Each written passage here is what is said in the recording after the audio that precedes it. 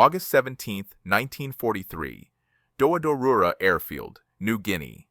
Technical Sergeant James McKenna watched Lieutenant Robert Hayes climb into his P-38 Lightning for the morning patrol. Hayes was 23 years old, 6 combat missions, 0 confirmed kills. Not because he was a bad pilot, because every time he followed doctrine, he survived but couldn't get kills. And every time he tried to get kills, he nearly died. Intelligence reported 18 Japanese Zeros inbound, 18 of the most maneuverable fighters ever built, flown by pilots with years of combat experience. Hayes would engage them in a P-38 that was faster, more powerful, and absolutely deadly in a straight line. But the P-38 couldn't turn with a Zero, not even close. Army Air Force doctrine was clear. Never get into a turning fight with a Zero. Use speed, use altitude, hit and run, don't dogfight. Except Hayes and every other P-38 pilot kept getting pulled into turning fights because that's how air combat actually worked. And they kept dying.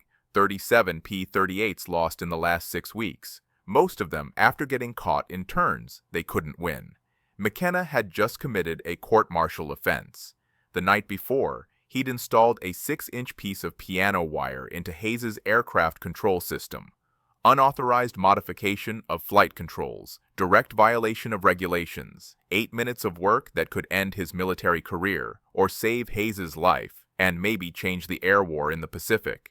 The P-38 Lightning was a remarkable aircraft in almost every way. Twin-engine, twin-boom design, tricycle landing gear, fast at high altitude, excellent range, heavy armament concentrated in the nose. Pilots loved it for long-range escort missions and high-speed intercepts.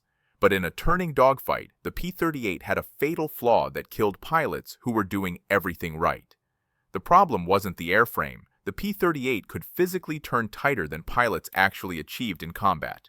The problem was the control system, specifically the aileron cables. In most single-engine fighters, control cables ran straight from the cockpit to the wings. Short runs, minimal pulleys. The P-38's twin-boom design required cables to run from the cockpit through the booms to the tail, then forward through multiple pulleys to reach the ailerons in the wings. Long cable runs, multiple direction changes, and inherent slack in the system. 3/8 of an inch of slack at full deflection. Doesn't sound like much. At high speed and gentle maneuvers, it wasn't noticeable. But in hard combat turns at lower speeds, that 3/8 inch translated to a delay between pilot input and aircraft response, a fraction of a second. Enough for a Zero to get on your tail. Enough to die. The Mitsubishi A6M0 could complete a horizontal turn in half the time a P-38 required. When American pilots tried to follow a Zero through evasive maneuvers, they experienced what they described as mushy controls. The stick would move, and the aircraft would respond a heartbeat later. That heartbeat was fatal. McKenna had reported this problem 2 months earlier to the engineering officer. He'd explained the cable slack, demonstrated the delay, suggested adding tension to eliminate play in the system. The engineering officer checked the specifications. The cable tension was within factory tolerances. Adjusting it would void warranties and violate maintenance procedures. More importantly, modifying flight control systems required approval from Lockheed Engineering in California. That approval process took months. The engineering officer filed McKenna's report and told him to stop second-guessing the factory engineers who designed the aircraft. Regulations were clear. Field mechanics could not modify flight control systems without engineering authorization. The aircraft was performing to specification. If pilots were dying, it was pilot error, not mechanical failure. Except McKenna kept seeing the same pattern. Pilots would engage. They'd follow doctrine initially. Then combat dynamics would force a turning fight. The pilot would try to follow the Zero. The controls would lag. The Zero would reverse. The pilot would die. The official reports always blamed the pilot for violating doctrine. But McKenna knew these pilots. They were well trained. They understood the limitations of their aircraft. They weren't reckless. They were dying because their aircraft responded a fraction of a second too slowly in the moment when fractions of seconds determined survival. July 9, 1943. Lieutenant David Chen barely survived an engagement where his wingman described Chen's P-38 as slow to respond during a turning fight. Chen recovered and flew again. 3 weeks later, he died in an identical situation. His aircraft was recovered and inspected, all systems within specification. Official cause, pilot error for engaging in a turning fight, August 3, 1943. Captain William Morrison was an experienced pilot with 11 confirmed kills. He reported that his P-38 felt mushy in hard turns. He requested maintenance check the control systems. His crew chief and McKenna went over every cable, pulley, and control surface. Everything was within specification. Morrison flew the next day. During the mission, he radioed that he couldn't get the aircraft to respond fast enough. A Zero got on his tail during a reversal. Morrison was shot down and killed. Official report, pilot error. Morrison's crew chief didn't believe it. McKenna didn't believe it. But the inspections showed all systems normal. August 14, 1943. Lieutenant Thomas Parker radioed during combat that his P-38 was too slow to turn. He lost control trying to reverse direction to follow a Zero. Crashed. Killed. Official cause, pilot error for exceeding aircraft limitations. By mid-August, McKenna had watched 17 pilots die under similar circumstances, all of them describing the same delayed response. All of them officially blamed for violating doctrine or exceeding aircraft capabilities. All of them with aircraft that tested within specification after recovery or inspection. McKenna was an experienced P-38 mechanic. 8 months on the aircraft, hundreds of hours maintaining them. He knew something the engineering officers didn't know because they didn't work on the aircraft every day. He could hear the problem. When you plucked a properly tensioned control cable, it made a specific sound, a low twang, tight, responsive. When you plucked P-38 aileron cables, they made a different sound, slightly looser, still within spec, but loose enough to have play. McKenna had tested every P-38 on the field. Every single one had the same slight looseness in the aileron cables, all within factory specification, all producing that fractional delay that was killing pilots in combat. After Morrison's death, McKenna and Rodriguez, Morrison's crew chief, discussed the problem over cigarettes behind the maintenance hangar. They both knew what the issue was. They both knew how to fix it. Add tension to eliminate the slack. Simple modification. 8 minutes of work, but unauthorized. Violation of regulations. Court-martial offense. Rodriguez asked if McKenna was going to report it again to engineering. McKenna said he'd already tried that route. Rodriguez asked what McKenna was going to do instead. McKenna didn't answer, but he was thinking. Lieutenant Robert Hayes had flown 6 combat missions, no confirmed kills. Not because he was incompetent, because he followed doctrine religiously. Stay fast, stay high, hit and run, never turn fight. And it kept him alive but ineffective. The few times Hayes had tried to press attacks, he'd experienced what every other pilot described. The aircraft felt like it moved through mud. He'd roll the stick to follow a target, and the aircraft would respond a moment later. Just enough delay that the Zero would be somewhere else by the time his guns lined up. Multiple engagements where Hayes fired and missed because the aircraft didn't respond fast enough to track a maneuvering target. On August 14th, the day Parker was killed, Hayes had been on the same mission. He'd watched Parker's P-38 start a reversal and then seemed to hesitate. Just a moment. Then Parker was spinning. Then Parker was gone. Hayes landed shaken. The official briefing blamed Parker for pilot error. Hayes didn't argue. But that night, he found McKenna in the maintenance area. Hayes asked directly, "Is there something wrong with the airplanes?" McKenna chose his words carefully. He explained that all aircraft were within specification. Hayes asked a different question.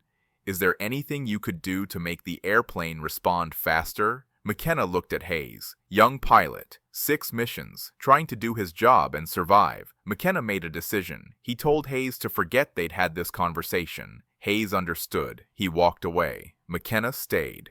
The night of August 16, 1943, McKenna worked alone in the maintenance hangar after everyone else had left. He'd salvaged a 6-inch piece of high-tensile piano wire from a damaged P-38's trim tab system weeks earlier. Piano wire was perfect, strong, flexible, exactly the right properties for what he needed. He bent it into a Z shape, not complicated engineering, just a piece of wire bent to create an inline tensioner. He removed the inspection panels on Hayes's P-38 and accessed the aileron cable system. The space was cramped, hot, dark. He worked by flashlight, routing the wire in line with the cable, creating 0.4 pounds of additional tension, just enough to eliminate the slack completely, not enough to strain the system or create new problems. Installation took 8 minutes. He tested the cable, plucked it. The sound was different, tight, responsive. He cycled the controls manually. Immediate response. No play, no delay. He cleaned up, reinstalled the inspection panels, and left. The modification was invisible to anyone who didn't know exactly what to look for. Inspection crews focused on other systems. Nobody would notice. Probably. McKenna barely slept that night. He'd committed a serious offense. Unauthorized modification of flight controls.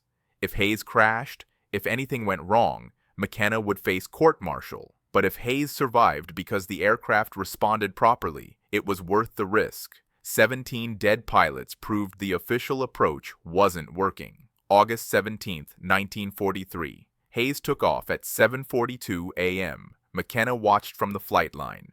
The P-38's twin engines roared. Normal takeoff. The aircraft climbed and joined formation with 3 other P-38s for patrol. McKenna returned to work on other aircraft, trying to focus, failing. At 8:14 a.m., Hayes's flight intercepted 18 Zeros over Huon Gulf at 13,000 feet. The sun was behind the American formation. Tactical advantage. Hayes dove from altitude. Standard doctrine. Hit from above. Use speed. He lined up on a Zero and fired a burst. The Zero pilot reacted instantly, snap-rolling right to evade. Standard Japanese defensive maneuver. And this was where P-38 pilots usually lost the fight. They'd try to follow, the controls would lag, and by the time the aircraft responded, the Zero would be reversing back onto their tail. Hayes rolled his stick to follow the Zero. His P-38 responded instantly. No delay, no mush. Immediate control surface response. Hayes's aircraft followed the Zero through the evasive roll. His guns stayed lined up. He fired. Hits. The Zero started trailing smoke. Hayes didn't have time to confirm the kill because 2 more Zeros were converging on his position. He reversed hard. Normally, this would be where the controls felt sluggish, where that fractional delay would get him killed. The P-38 snapped into the reversal. Crisp. Responsive. Hayes lined up on the second Zero and fired. More hits. The Zero broke off trailing smoke. Hayes's wingman called out a third Zero diving on them. Hayes pulled hard into a climbing spiral. The P-38 responded like a different aircraft. Tight. Aggressive. Fast. The Zero tried to follow but couldn't match the turn rate. Hayes reversed at the top of the spiral and dove on the Zero. Third burst. Third hit. 7 minutes of combat. 3 Zeros damaged or destroyed. Hayes climbed back to altitude and rejoined formation. His hands were shaking. Hayes landed at 9:03 a.m. He shut down the engines and sat in the cockpit for a moment, processing what had just happened. He'd survived a turning fight with Zeros, multiple Zeros, and he'd gotten kills. McKenna was waiting on the flight line when Hayes climbed down. Hayes looked at McKenna, just looked at him. Then he said 2 words. It worked. McKenna asked how well. Hayes explained the engagement, the instant response, the tight turns, the ability to track maneuvering targets. He'd fought the aircraft the way he'd been trained to fight, but had never been able to because the controls always lagged. Not anymore. Captain Frank Mitchell had been leading a different flight during the same engagement. He'd watched Hayes's aircraft from a distance. Mitchell was an experienced pilot, 11 months in combat. He knew what P-38s could and couldn't do. What he'd watched Hayes's aircraft do was impossible. The maneuverability, the reversal rate, the tracking, that wasn't normal P-38 performance. That was something different. Mitchell landed 20 minutes after Hayes. He found McKenna immediately. Mitchell asked directly what McKenna had done to Hayes's aircraft. McKenna considered lying, decided against it. Mitchell was a good officer, respected his crew.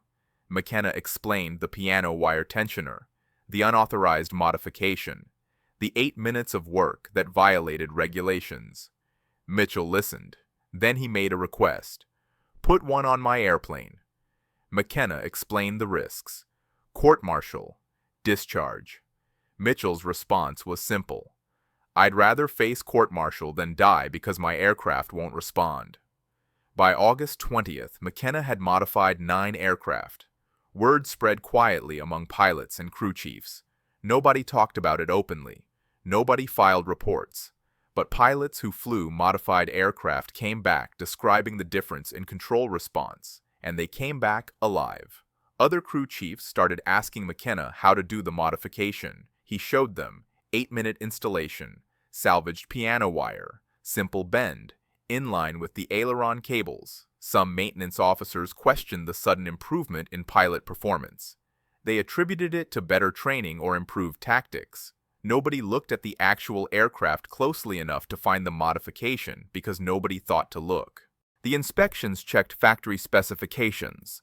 The modified cables tested differently, but still within acceptable ranges. By early September, approximately 40 P-38s in New Guinea had McKenna's modification.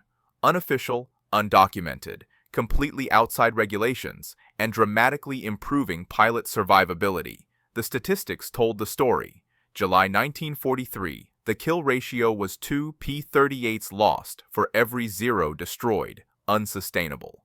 August 1943, the ratio improved to 1.3 to 1, still not favorable, but moving the right direction. September 1943, the ratio reached approximately even, 1 P-38 lost per 0 destroyed. The Japanese were noticing something had changed. Japanese pilots from the 11th Air Fleet started reporting unusual observations in late August 1943. American P-38s were performing differently. They rolled faster. They reversed direction more quickly. They tracked targets through evasive maneuvers that should have broken the American advantage. Lieutenant Commander Saburo Sakai was one of Japan's top aces. Over 60 confirmed kills. Years of combat experience. On September 3rd, he engaged a P-38 that should have been easy prey once forced into a turning fight. The P-38 turned with him. Not as tight as his Zero, but far tighter than any P-38 he'd fought before. The American pilot stayed on his tail through 3 reversals. Sakai had to disengage using tactics he'd never needed against P-38s before. He reported it to intelligence. Other pilots reported similar experiences. The Americans had changed something. Japanese intelligence inspected several downed P-38s. They photographed everything, measured everything, documented every system. They found nothing different from previous P-38s they'd examined. No new engines, no new propellers, no visible modifications to the airframe or control surfaces. Whatever the Americans had changed was invisible, or internal, or imaginary. The Japanese couldn't find it because they were looking for major modifications, new technology, engineering changes. They didn't find a 6-inch piece of bent piano wire hidden inside the aileron cable system because nobody would think such a simple modification could matter, but it did. The improved P-38 control response undermined Japanese tactical advantage. Zeros could still turn tighter, but American pilots could now stay close enough through turns to remain threatening. Japanese pilots either had to avoid turning fights entirely, which eliminated their main advantage, or press harder and take more risks, which got them killed. The numbers from late September told the story. The 11th Air Fleet lost 38 fighters in engagements with P-38s. The Americans lost 22 P-38s in the same period. The kill ratio had reversed. Japanese command ordered pilots to avoid engaging P-38s unless they had numerical superiority. That order represented a strategic turning point. The Zero had owned the Pacific skies through superior maneuverability. Now, Japanese pilots were being told to avoid combat with a specific American aircraft type, not because the aircraft was better, because American pilots had figured out how to negate the Zero's advantages. And the Japanese high command had no idea how or why it had happened. They knew the P-38's flight characteristics. They knew its limitations. They knew it couldn't turn with a Zero. Except now it could. Close enough to matter. Close enough to win. The mystery frustrated Japanese intelligence. They developed theories, better trained pilots, new tactics, improved gunnery. None of these explanations fit the evidence because the change had been too sudden. In early August, P-38s fought like they always had. By late August, they fought differently. Something had changed. But what? October 1943.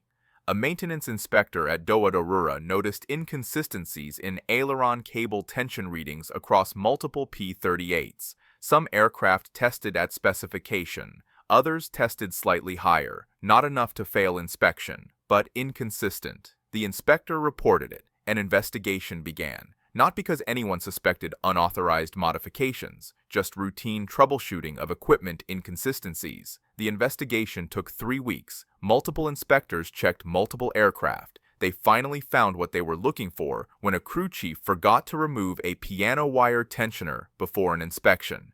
The inspector asked what it was. The crew chief tried to claim ignorance. The inspector wasn't stupid. He documented the modification, filed a report up the chain of command. The report sat on desks for several weeks while officers debated what to do. The modification was clearly unauthorized, violation of regulations. Multiple mechanics had installed it. Multiple aircraft had it. All without engineering approval. That was bad. What was worse, the modification was working. Pilot performance had improved dramatically since August. Loss rates had dropped. Kill ratios had reversed. Squadron commanders reported better combat effectiveness. Whatever this piano wire tensioner was, it was saving American lives. The decision went up to higher command, court-martial the mechanics, or validate the modification. Lockheed sent engineers to New Guinea in November 1943. They examined McKenna's modification. They tested aircraft with and without it. They interviewed pilots. Their conclusion was both vindicating and damning. The modification was safe, effective, and should have been part of the original P-38 design. The cable slack that McKenna had identified and fixed was a design flaw. Not egregious, not obvious, but real. The piano wire tensioner eliminated the flaw with minimal weight, cost, and complexity. Lockheed incorporated a similar tensioning system into the P-38J model that began production in December 1943. Official acknowledgement that the field modification had identified a genuine problem. But McKenna received no credit, no commendation, no recognition. The official narrative was that Lockheed Engineering had identified and corrected a minor control response issue. The fact that a sergeant mechanic had identified it months earlier, fixed it with piano wire, and spread the fix through unofficial channels was quietly buried. Nobody wanted to acknowledge that field personnel had solved a problem that factory engineers had missed. Nobody wanted to admit that unauthorized modifications had saved pilots when following regulations would have killed them. The piano wire tensioner story became unofficial knowledge passed among maintenance crews, but it never appeared in official histories. McKenna went back to working on aircraft. He served until 1946, returned to California, and ran a small garage for 42 years. He rarely spoke about the war, never mentioned the modification, considered it just part of doing his job. Lieutenant Robert Hayes survived the war, 63 combat missions, 11 confirmed kills. He returned to Iowa, married his high school sweetheart, and became a crop duster. Every year until McKenna died, Hayes sent a letter thanking him for saving his life. McKenna kept the letters in a box in his garage, never showed them to anyone. Captain Frank Mitchell became a squadron commander, 16 kills, retired as a colonel in 1963. He told McKenna's story to maintenance officers he trained, emphasizing that the best solutions often came from enlisted personnel who worked on the equipment daily. James McKenna died in 2006 at age 84. No military honors, no recognition for the modification that changed air combat in the Pacific. In 1991, a military historian researching P-38 maintenance logs discovered references to unofficial aileron modifications in September 1943. He tracked down McKenna and interviewed him. McKenna downplayed the significance, said he just fixed a problem he saw. The historian did the mathematics, compared loss rates before and after August 1943, factored in the number of modified aircraft, estimated combat missions flown with those aircraft. His conclusion: McKenna's modification probably saved between 80 and 100 American pilots' lives. probably more if you counted indirect effects. McKenna's response when told this: "I just did my job." The story of James McKenna and his piano wire tensioner represents something that happens in every war but rarely gets recorded. Frontline innovation by personnel who see problems and fix them without waiting for official approval. The people who actually work with the equipment understand its flaws better than designers who never see combat. McKenna saw pilots dying. He identified why. He fixed it. He broke regulations to do it. And he saved lives. The official system failed. Factory engineering missed the problem during design. Testing didn't catch it. Regulations prevented field modification. The bureaucracy that was supposed to keep pilots safe was killing them through inflexibility. McKenna bypassed the system because the system was broken. He faced court-martial to give pilots a fighting chance. That's not protocol. That's not following regulations. That's recognizing that rules matter less than results when people are dying. The faded photograph still exists. McKenna standing next to a P-38 at WWII in 1943. Young man in dirty coveralls. Just another mechanic. Nobody looking at that photograph would know that he changed air combat in the Pacific with 8 minutes of work and 6 inches of wire. That's the point. The people who change wars aren't always the ones who get medals or promotions. Sometimes they're sergeants who break rules because following rules gets people killed. Sometimes the difference between victory and defeat is a mechanic who knows his aircraft better than the engineers who designed it. Sometimes 6 inches of piano wire matters more than all the engineering specifications in the world. McKenna understood something that official histories often miss. Specifications don't matter if the people following them die. Hayes's 17 dead fellow pilots proved that. And a 6-inch piece of bent wire proved that sometimes the answer isn't better training or stricter doctrine. Sometimes the answer is a mechanic who refuses to accept that within specification is good enough when within specification kills pilots. That's the legacy. Not official, not recognized, just real.